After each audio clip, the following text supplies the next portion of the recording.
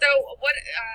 I guess remind me a little bit of like what it is that you're focusing your report on. Okay, so I am making like a hypothetical lesson plan. So I'm teaching about the colony collapse disorder and all of that, and what we can do about it and how we can fix it. And so my project is going to be the end project is going to be planting like flowers to help with the bee population and everything like that. Oh, okay, Yeah. nice. And you're right here in Ohio, right? Yes. Yeah. Are you in Cincinnati? Yes. Oh, okay. Yeah.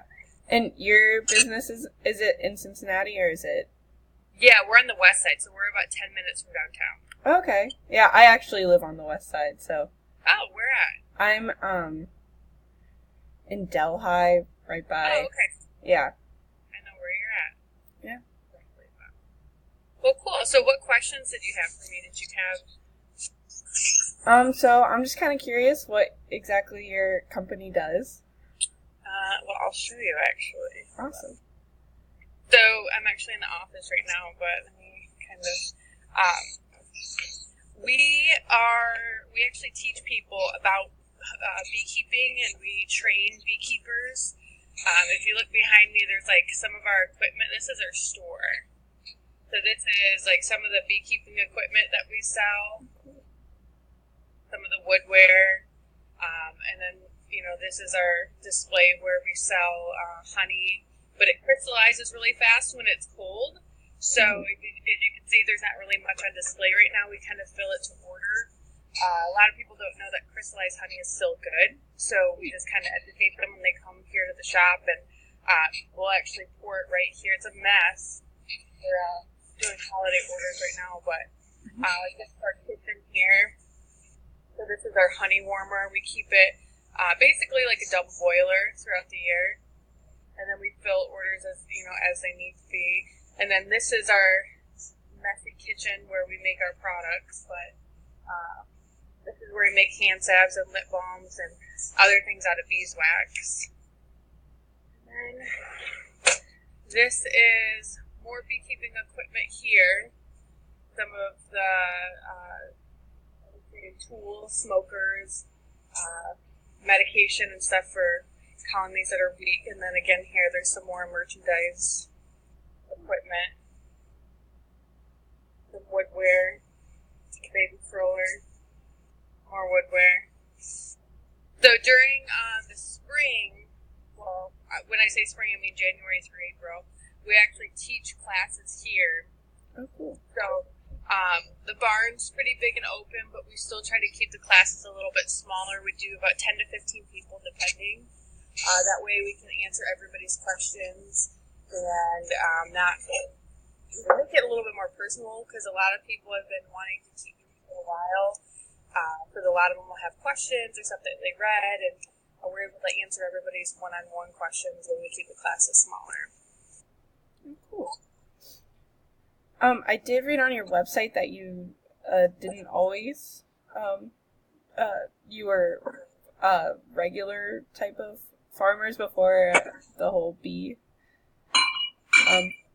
So I was just curious why you ended up getting into the bee business. We're not farmers at all.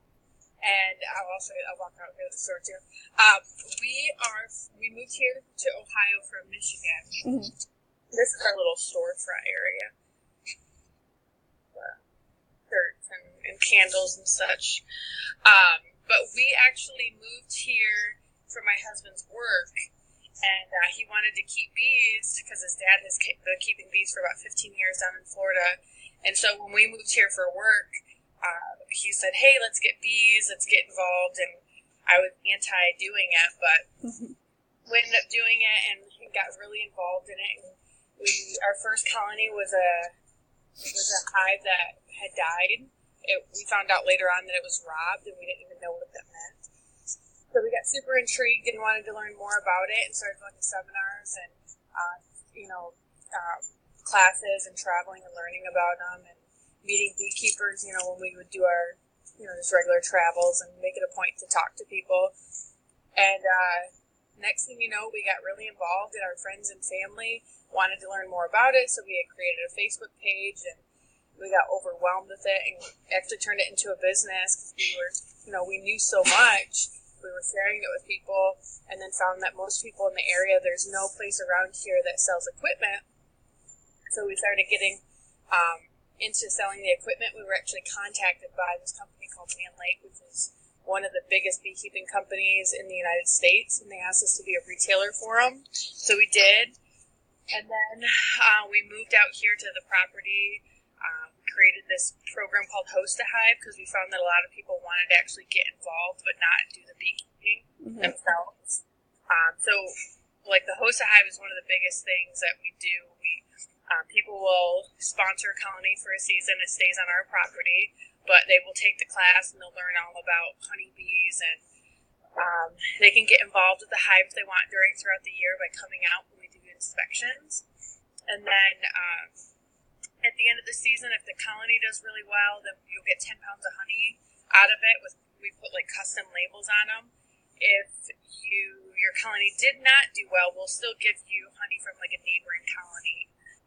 But it's a way that you can increase the population because we're able to add more hives to our apiary by doing so. Mm-hmm. The money that they give for the sponsorship actually, makes a new home for a colony that we couldn't do, and then we do all the work and then give them honey for it. So that's really cool. Thanks. Is there anything you'd be able to share about colony collapse disorder? Anything that you know about the importance of keeping bees? Why is that important? So, colony collapse disorder, which I'm sure you've read, is kind of a catch-all term that says the bees are dying, and there's tons of reasons why. And I think people knowing what those reasons are will actually help counteract it a little bit. So one of the big things is, like you were mentioning, is there's a lack of food source during times of dearth. So July and August, when we don't have a lot of rainfall here in our area, they really rely on things like white Dutch clover, your wildflowers and stuff like that. And a lot of people are trying to make their yards more manicured and look nice, and so they're spraying and getting rid of those white Dutch clovers when it's really a very vital food source for our bees. Another thing that's contributing to colony collapse disorder is things, like pesticides. But besides that, it's, lack of bees. So I think the fact that more people are getting involved in keeping bees in urban settings, it's kind of counteracting that, even though the declining population isn't, it's not getting better, but, more people getting involved is kind of balancing it out a little bit more. All right. Awesome. Well, I think that's really all I have for you, unless you have anything else to add.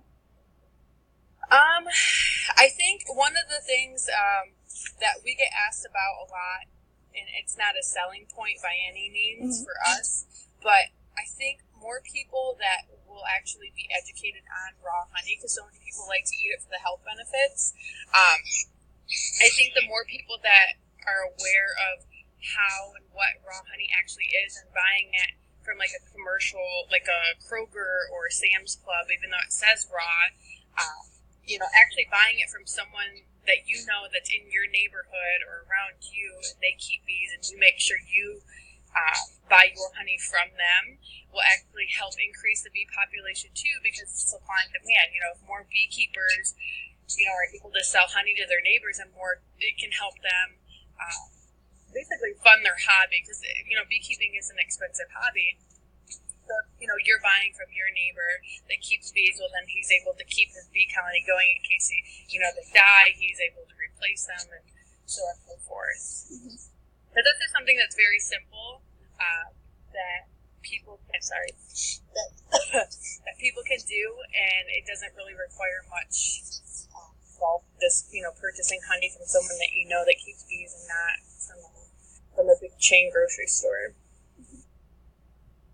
All right, awesome. Is that all? Yeah, I don't right, really know cool. what else. If you have any questions or anything, you can just Yeah, send me an definitely. email. I'll happily answer them as well. All right, awesome. Thank you so much. Yeah, you're welcome. You'll have to come out to the farm sometime if you I'd love want. to. The spring and summer, it's really popular out here. Winter, it slows down a little bit. Okay. All right. I'll try to make it out there. All right. Well, All right. thank you very much. Thank you very much. All right. All Bye. right, bye.